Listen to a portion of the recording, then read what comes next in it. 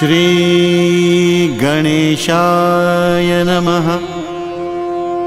पंचमुखी हनुमान कवच सर्व प्रकार के अनिष्ट दूर करने वाला है।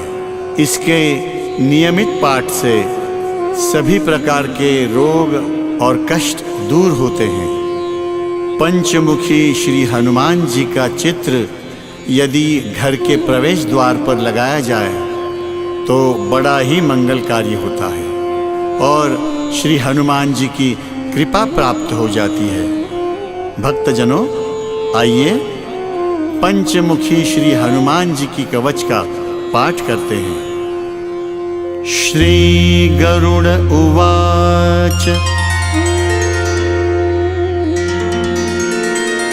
अथ ध्यानं प्रवक्ष्यामि शृणु सर्वांगसुंदरी।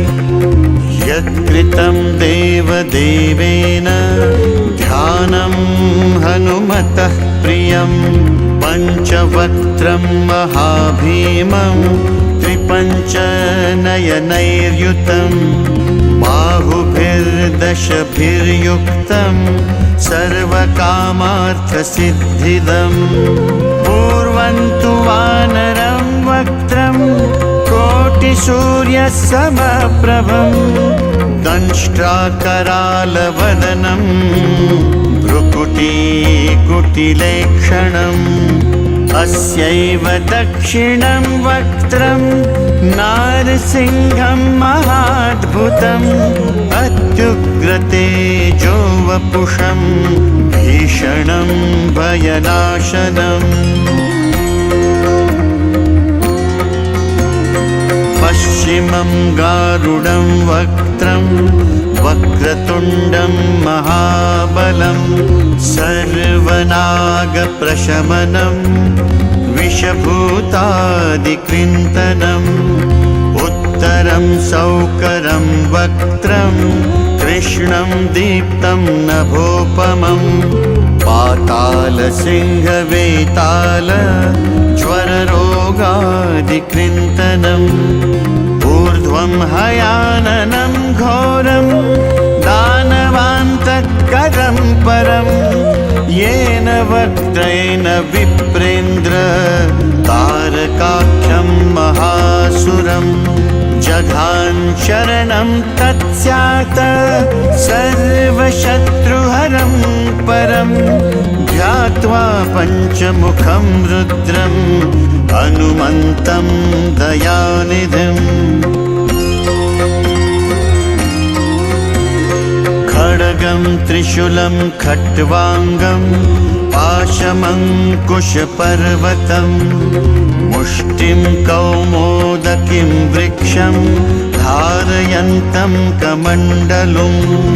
भिन्दिपालं ज्ञानमुद्रां दशभिर्मुनिपुङ्गवम्। एतान्यायुधजालानि धारयन्तं भजाम्यहम्। प्रेतासनोपविष्टं तं सर्वाभरणभूषितं। दिव्यमाल्याम्बरधर दिव्यगन्धानुलेपनम्। सर्वाश्चर्यमयं देवं हनुमद्विश्वतोमुखम्। पञ्चास्यमच्युतमनेकविचित्रवर्णवक्त्रं। शशाङ्कशिखरं कपिराजवर्यं।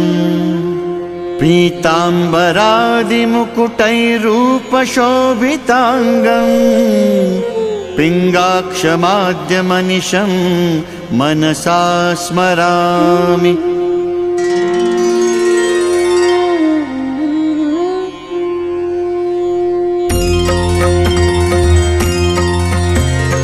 मर्कटेशं महोत्साहं सर्वशत्रुहरं परं।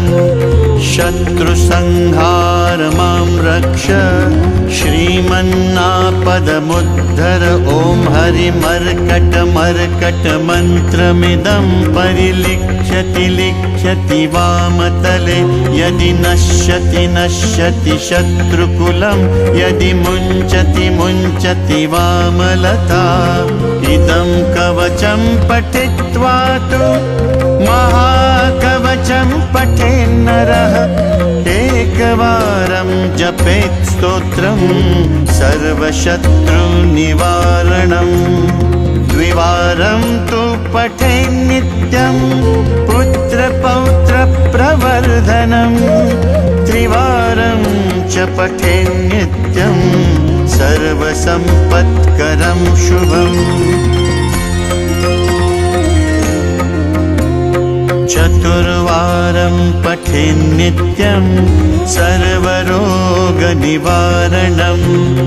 पञ्चवारं पठेन्नित्यं सर्वलोकवशङ्करम्।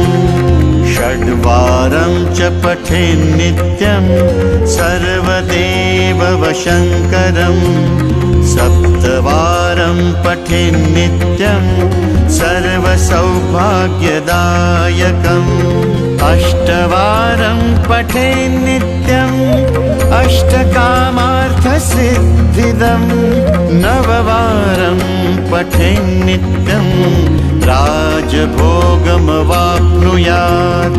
दशवारं पठेन्नित्यं त्रैलोक्यज्ञानदर्शनम्।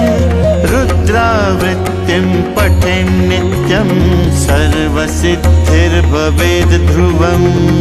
निर्बलो रोगयुक्तश्च महाव्याध्यादिपीडितः कवचस्मरणेनैव महाबलं वाप्नुयात्। इति श्रीसुदर्शनसंहितायां श्रीरामचन्द्रसीता प्रोक्तं श्रीपञ्चमुखहनुमत्कवचं सम्पूर्णम्। ॐ श्री हनुमतये नमः।